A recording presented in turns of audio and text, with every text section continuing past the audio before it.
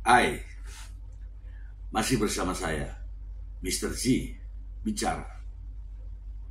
Tentu saja bicara tentang kebenaran berdasarkan fakta, data, dan realita. Teman-teman, masih ya terkait dengan perceraian Mbak Imbong dan Paula Verhoeven.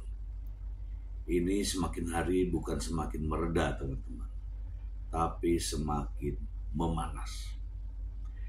Karena apa? Ya karena terjadinya perceraian ini cukup kontroversi. Ya selain mereka berdua adalah public figure, ini menjadi presiden buruk buat para perempuan. Sehingga menimbulkan begitu banyak perhatian. Teman-teman, masih ingatkah bahwa ada asisten dari Paula Verhoeven yang dipecat, yang di-resign oleh Paula karena sesuatu hal. Namun anehnya, direkrut kembali oleh Mbak Imbong untuk menjadi saksi pihak Mbak Imbong. Aneh kan? Sudah dipecat, direkrut kembali untuk kepentingan menjadi saksi dalam persidangan. Gak percaya? Saya akan bacakan beritanya berikut ini. Langsung dari sumbernya. Langsung kita bacakan saja ya. Dari sumbernya, Tribun Lampung. Hotman Paris singgung pengkhianatan asisten dalam konflik Paula Verhoeven dan Mbak Imbong. Iya kan?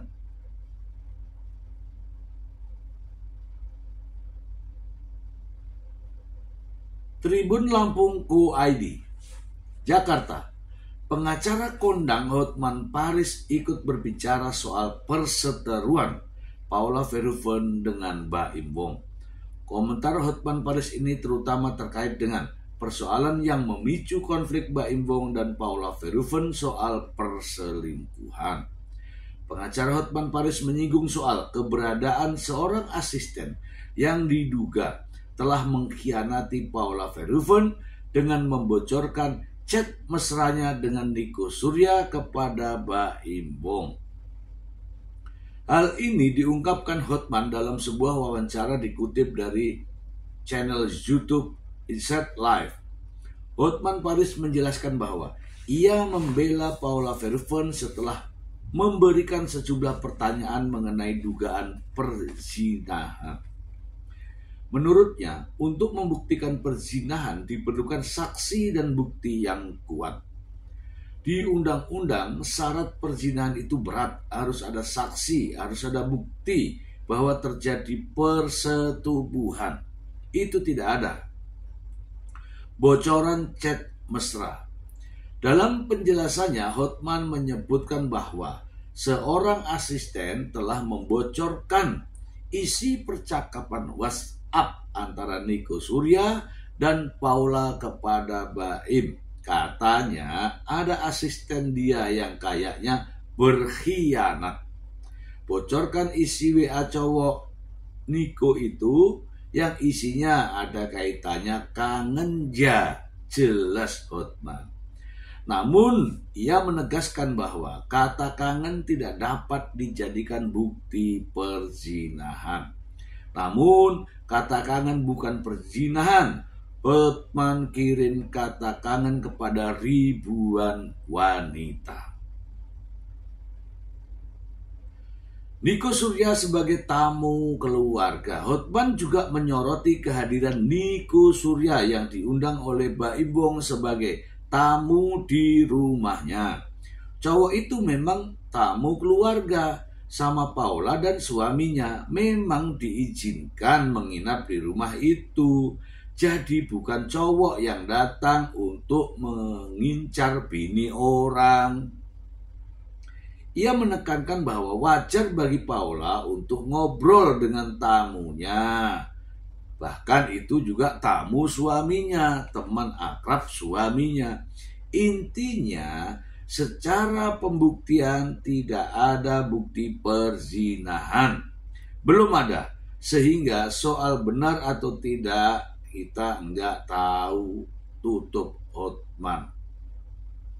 Kita bahas. Pertama, peran pembantu. Asisten rumah tangga. Asisten rumah tangga ini yang menggunakan kan Paula Verhoeven. Oke.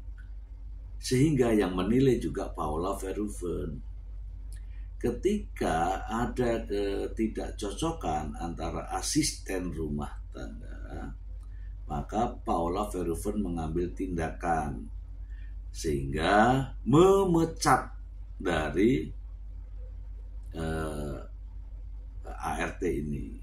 Ya karena tindakannya yang gegabah mungkin. Nah mungkin saja dendam sang ART ini sehingga membocorkan. Oke, itu pandangan saya. Nah, karena ART ini dipecat, maka Mbak Imbong merekrutnya kembali untuk melawan Paula Verhoeven. Ya karena ada faktor ketidaksukaan ya. Membuatlah seolah-olah apa yang disaksikan oleh ART ini benar. Padahal sebenarnya penuh dengan kebencian, ketidaksukaan. Ini juga patut dipertanyakan. ART yang sudah dipecat oleh Paula Verhoeven direkrut kembali oleh Mbak Imbong. Oke. Lalu kemudian dijadikan saksi. Ya, kalau diterima lagi kerja dengan gaji, dengan honor, dengan bonus, tentu saja apa salahnya. Kata ART, ya itulah yang terjadi. Itu terkait dengan ART. Terkait dengan bocornya rekaman percakapan Mbak Imbong. Rekaman ini ya rame kok beredar. Rekaman ini yang membuat adalah Mbak Imbong. Yang mempunyai ide untuk merekam adalah Mbak Imbong. Nah sekarang ini tersebar di berbagai media sosial. Pertanyaannya, yang merekam kan Mbak Imbong. Sekarang tersebar. Siapakah kira-kira yang membocorkan, yang menyebarkan? Nah ini juga masalah teman-teman. Soal merekam, menyadap, kemudian mempublikasikan itu juga masalah. Bahkan itu pidana teman-teman. Ya ini menjadi kesadaran kita lah. Dengan bercermin dari kasus ini kita jangan melakukan perekaman kemudian menyebarluaskan. Itu pidana ya teman-teman ya. Kita lanjut lagi, masih ada satu berita berikut ini. Dari MSN. Respon Paula Verhoeven saat rekaman suara pertengkarannya dengan Mbak Imbong bocor.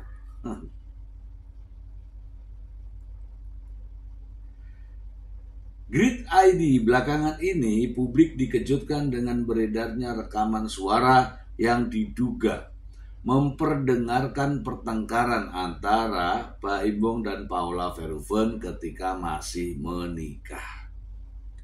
Menanggapi hal tersebut, kuasa hukum Paula Verhoeven, Siti Aminah Tardi, angkat bicara. Ia menegaskan bahwa kliennya sama sekali tidak mengetahui bahwa percakapannya direkam. Tidak tahu direkam, kata Siti Aminah di kawasan Cikini, Jakarta Pusat. Ia menambahkan bahwa konteks dari rekaman yang beredar telah disalahartikan dan bahkan dipotong-potong, sehingga memunculkan persepsi yang keliru terhadap sosok Paula. Paula pun merasa dirugikan. Tapi intinya, untuk setiap konten, suara, apapun yang disebarkan, Ibu Paula menyampaikan konteksnya tidak demikian. Ia tidak tahu itu direkam, konteksnya tidak demikian. Dan ada yang dipotong-potong, ujarnya. Jadi itu yang salah satu faktor yang menyebabkan ibaratnya ada penggiringan opini ya terhadap Ibu Paula sebagai karakternya. Lebih lanjut, Siti juga menegaskan bahwa Paula tidak pernah memberikan izin untuk direkam, apalagi dalam lingkup urusan rumah tangga, dan bahkan disebarluaskan ke publik. Ibu Paula tidak sepakat, tidak memberikan konsen itu direkam, apalagi disebarkan, karena itu kan hal yang ada di ruang rumah tangga. Tadi yang seperti aku bilang, apakah setiap diskusi, setiap kali pertengkaran itu direkam? Kan mengelola rumah tangga nggak kayak gitu. Ya memang aneh ya ini yang ini ya. Semua apa-apa direkam, apa-apa direkam. Wah gawat. Jangan-jangan yang gitu-gitu juga, yang gituan direkam juga nih. Nanti mungkin pasti muncul lagi. Paula sendiri baru mengetahui adanya rekaman tersebut setelah tersebar luas. Hal ini membuatnya merasa cemas dan bertanya-tanya mengenai kemungkinan rekaman lain yang mungkin juga bocor ke publik. Bahkan Paula sempat ketika itu rekaman muncul, ia bilang gini, besok apa lagi ya yang akan dikeluarkan. Itu kan menunjukkan sebenarnya aku jadi gak tahu selama perkawinan itu apa yang terjadi. Yang direkam apa saja, tambah Siti. Hingga kini pihak Paula masih mendalami siapa dalang di balik penyebaran rekaman tersebut. Tidak menutup kemungkinan bahwa mereka akan menempuh jalur hukum. Kami juga masih tidak tahu siapa yang menyebarkan itu. Kami masih mendiskusikan hal itu untuk upaya selanjutnya. Sebagai informasi, Mbak Imbong dan Paula Verhoeven cerai pada hari Rabu 16 April 2025. Dalam putusan cerainya, hak asuh kedua anaknya diasuh bersama. Namun Paula memutuskan untuk mengajukan banding lantaran putusan pengadilan menyebutnya istri yang lusus dan istri yang durhaka, dan dianggap sebagai terbukti melakukan perselingkuhan dengan alasan perceraian. Paula yang membantah telah berselingkuh pun tidak terima. Tak hanya mengajukan banding, Paula juga mengajukan aduan ke Komisi Yudisial atas dugaan pelanggaran kode etik yang dilakukan Hakim Pengadilan Agama Jakarta Selatan. Selain itu juga ia mengadukan Mbak Imbong ke Komnas Perempuan dan seterusnya. Oke teman-teman, kita bahas ini teman-teman ya. Teman saya menggunakan bahasa yang slow ya, slow saja, santai. Jika teman-teman tidak sabar silahkan di skip atau gak usah ditonton, gak apa-apa. Tapi saya menggunakan bahasa yang agak slow ini dengan harapan penonton-penonton saya yang lain yang usianya ya mungkin seusia saya ya menjadi lebih paham ya. Teman-teman, ini tadi terkait dengan rekaman. Pertanyaannya, siapa yang merekam? Tentu saja Mbak Ibu. Siapa yang menyebarkan? Ya bisa saja Mbak Imbong. Bisa saja orang lain atas perintah Mbak Imbong. Bisa saja orang lain atas pemberian dokumen video ini dari Baim Wong. Bisa saja, atau bisa saja orang lain mencuri video Baim Wong. Kalau orang lain mencuri video Baim Wong, artinya Baim Wong harus juga lapor bahwa videonya dicuri. Nah, masalahnya sekarang justru Baim Wong mengklarifikasi adanya rekaman itu. Artinya Baim Wong lah orang yang merekamnya, dan kemungkinan besar Baim Wong sendirilah yang menyuruh orang lain untuk membocorkan, atau bahkan Baim Wong sendiri yang membocorkan. Kemungkinan kecil adalah orang lain mencuri dokumen pribadi Baim Wong terkait video ini dan menyebarkan. Kalau begitu, Baim Wong harus melapor dong. Ayo, Baim, laporan bahwa rekaman dibocorkan oleh siapa, tidak tahu. Dilaporkan supaya jelas, bukan Baim Wong, gitu ya. Nah, ini teman-teman ya, terkait dengan rekaman ini, kalau pihak yang direkam itu tidak mengetahui, bahkan tidak mengizinkan, bahkan kini sudah bocor sampai kemana-mana, itu pelanggaran, teman-teman. Itu pelanggaran. Bahkan itu pidana. Ya, itu pidana. Nah, ini nanti akan ada persoalan baru. Persoalan baru dan terus memanas jika terus-terusan antara keduanya saling fight. Kenapa? Ya itulah, karena nama Paula Verhoeven sudah direndahkan. Ini akibat negatif dari pihak yang ingin menjatuhkan sejatuh-jatuhnya Paula Verhoeven. Jadi saat ini nama Paula Verhoeven sudah, kasihan deh, namanya buruk, harkat dan martabatnya terinjak-injak. Bagaimana tidak? Tuduhan perselingkuhan yang menurut Paula Verhoeven tidak pernah ia lakukan, divonis hakim cukup bukti atau terbukti, kemudian dikatakan sebagai istri nusyus, istri yang durhaka, sementara Paula Verhoeven tidak pernah melakukannya. Apakah seseorang yang tidak melakukan kemudian dianggap melakukan, kemudian disebarkan nama baiknya, dijatuhkan nama baiknya, direndahkan harkat dan martabatnya, menerima itu?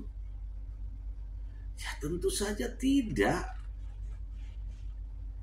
Coba bayangkan teman-teman, contoh saya dikatakan sebagai seorang yang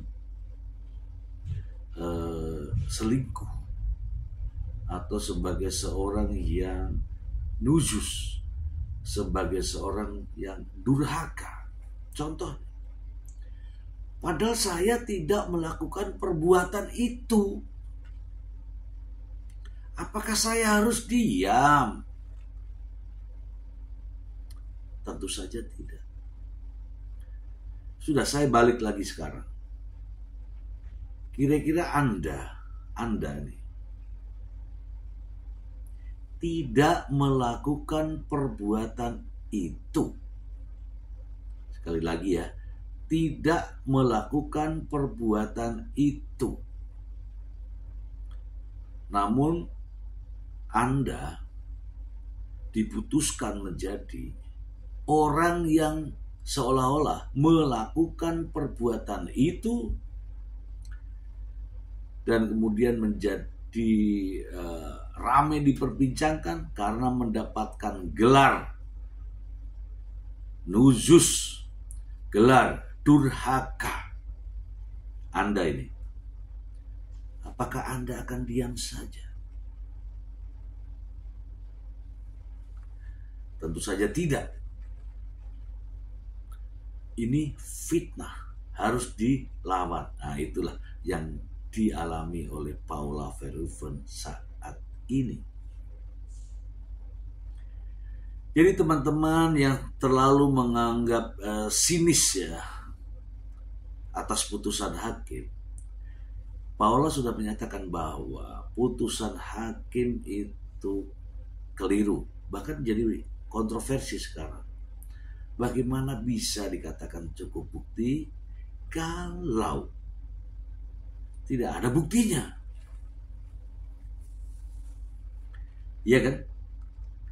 Nah sekarang wajar jika Paula Verhoeven memperjuangkan untuk memulihkan nama baiknya, harkat dan martabatnya yang selama ini terbawa suasana apa yang menjadi pemberitaan saat ini. Saya meyakini tidak mungkin orang melakukan sesuatu perbuatan yang dituduhkan, terbukti bersalah, kemudian melakukan perlawanan.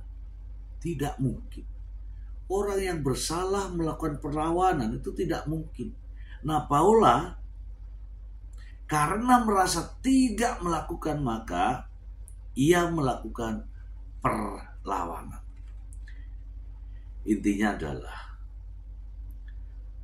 hormati, hargai perjuangan Paula Verhoeven sebagai seorang wanita, sebagai seorang perempuan, sebagai seorang ibu rumah tangga, ibu dari anak-anaknya, berjuang untuk memulihkan nama baiknya, berjuang untuk mengembalikan harkat dan martabatnya sebagai seorang perempuan. Ya tentu saja kalian para perempuan harus memberikan support. Ini bisa terjadi kepada siapa saja, wahai wanita, wahai perempuan. Oke, jadi jangan sampai hal ini menimpa Anda. Bahkan sudah pernah ada wanita-wanita ini mengalami seperti Paula Verhoeven. Tidak melakukan, namun dianggap melakukan. Ini menyakitkan.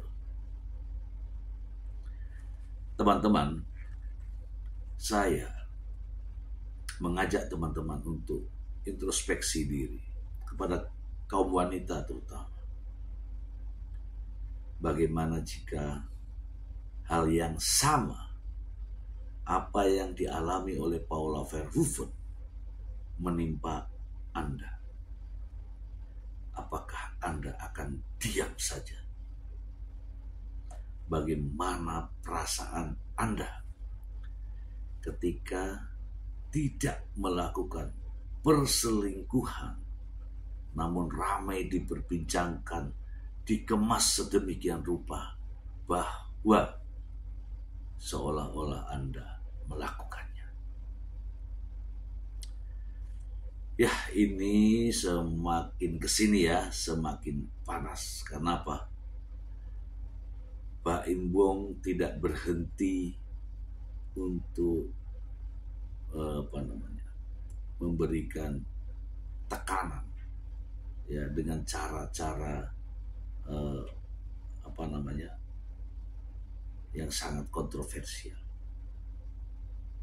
Melalui pengacaranya, Pak Imbong menyatakan banding. Gimana? Istrinya banding, suaminya banding.